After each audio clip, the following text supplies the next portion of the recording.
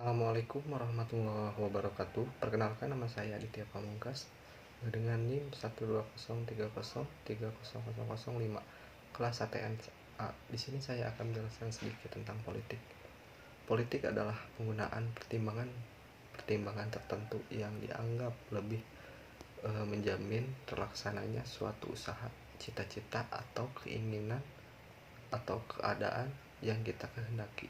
Dengan demikian, politik membicarakan hal-hal yang berkaitan dengan negara, adalah suatu organisasi dalam satu wilayah yang memiliki kekuasaan tertinggi yang ditaati oleh rakyatnya. Dapat dikatakan negara merupakan bentuk masyarakat dan organisasi politik yang paling utama dalam suatu wilayah yang berdaulat. Lalu kekuasaan adalah kemampuan seseorang atau kelompok untuk mempengaruhi tingkah laku orang atau kelompok lain sesuai dengan keinginannya. Yang diperhatikan dalam kekuasaan adalah bagaimana cara memperoleh kekuasaan, bagaimana cara mempertahankan kekuasaan, dan bagaimana kekuasaan itu dijalankan. Lalu pengambilan keputusan. Politik adalah pengambilan keputusan melalui sarana umum. Keputusan yang diambil menyangkut sektor publik dari suatu negara. Yang perlu diperhatikan dalam mengambil keputusan politik adalah siapa pengambil keputusan itu dan siapa keputusan itu dibuat. Lalu kebijakan umum, salah satu kumpulan keputusan yang diambil oleh seseorang atau kelompok politik dalam memilih tujuan dan cara mencapai tujuan itu. Lalu distribusi, pembagian dan pengelolaan nilai-nilai atau values dalam masyarakat. Nilai adalah suatu yang diinginkan dan penting. Nilai harus dibagi secara adil. Politik membicarakan bagaimana pembagian dan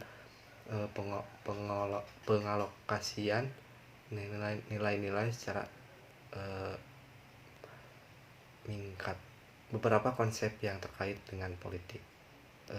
Negara merupakan suatu organisasi dalam suatu wilayah yang memiliki kekuasaan tertinggi yang sah dan ditaati oleh rakyatnya. Sarjana-sarjana yang melihat negara berbagai aspek utama politik menaruh perhatian terhadap lembaga itu. Sesungguhnya definisi-definisi tentang negara yang dipergunakan untuk para sarjana yang menganut pendekatan kelembagaan bersifat tradisional dan agak sempit.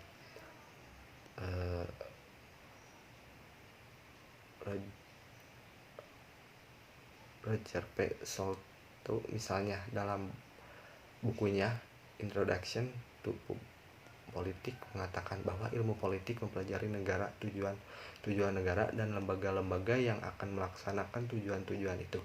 Hubungan antara negara dengan warganya serta hubungan antar negara. Kekuasaan adalah kemampuan seseorang atau kelompok untuk mempengaruhi tingkah laku seseorang atau kelompok lain sesuai dengan keinginan si pelaku. Dibanding dengan definisi ilmu politik yang berpijak pada aspek negara, definisi para sarjana yang lebih mengutamakan aspek kekuasaan memiliki jangkauan lebih luas. Lalu pengambilan keputusan dalam kebijakan publik. Pengambilan keputusan sebagai konsep pokok ilmu politik melibatkan keputusan-keputusan yang diambil secara kolektif dan mengikat seluruh warga masyarakat.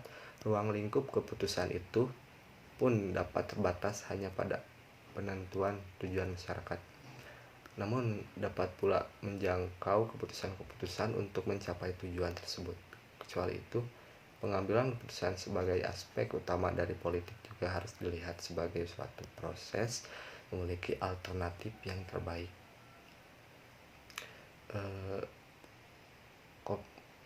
Kompromi dan konsensus. Politik seringkali dianggap sebagai suatu cara untuk menyelesaikan suatu resolusi konflik melalui kompromi dan negosiasi dibandingkan melalui kekuatan dan aplikasi kekuasaan secara nyata.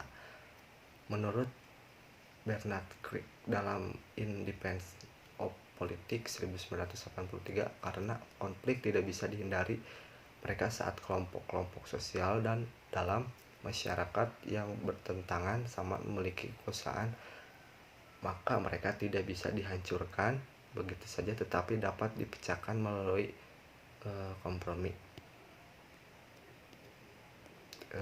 Lalu politik adalah suatu rangkaian asas, prinsip, keadaan, cara, dan alat yang digunakan untuk mencapai cita-cita atau tujuan tertentu. Sedangkan politik yang dalam bahasa Indonesia itu diterjemahkan sebagai kebijaksanaan dalam menggunakan pertimbangan-pertimbangan yang dianggap dapat lebih menjamin terlaksananya suatu usaha, cita-cita, atau tujuan yang dikehendaki. Pengambil kebijaksanaan biasanya dilakukan oleh seorang pemimpin.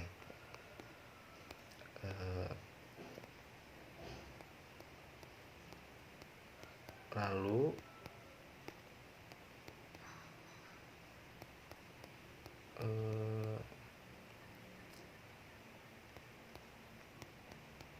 Prolegnas diterapkan oleh MPR sebagai pencerminan rakyat Indonesia, memegang kedaulatan rakyat yang memegang kekuasaan negara yang tertinggi. Segala ketetapan dan keputusan yang dibuat akan mengikat seluruh rakyat Indonesia. Lembaga negara, lembaga pemerintah, kekuatan sosial, politik, organisasi kemasyarakatan, dan lembaga kemasyarakatan untuk mentaati dan melaksanakan wujud Prolegnas itu ialah GBHN yang ditetapkan oleh MPR.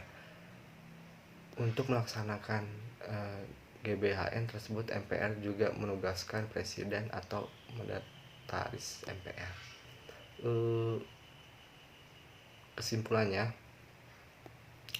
yaitu bahwa politik dan strategi nasional Indonesia akan berhasil dengan baik dan memiliki manfaat yang seluas-luasnya bagi peningkatan kesejahteraan dan kebahagiaan seluruh rakyat jikalau para warga negara, terutama para penyelenggara negara, memiliki mayoritas semangat serta sikap mental yang mencerminkan kebaikan yang mana nantinya menjadi panutan bagi warganya. Dengan demikian ketahanan Indonesia akan terwujud dan akan menumbuhkan kesadaran rakyat untuk bela negara serta kesadaran nasionalisme yang tinggi namun bermoral, ketuhanan yang Maha Esa serta kemanusiaan yang adil dan beradab. Mungkin itu saja yang bisa saya katakan atau saya ucapkan. Mohon maaf bila banyak sekali kata yang kurang tepat. Assalamualaikum warahmatullahi wabarakatuh.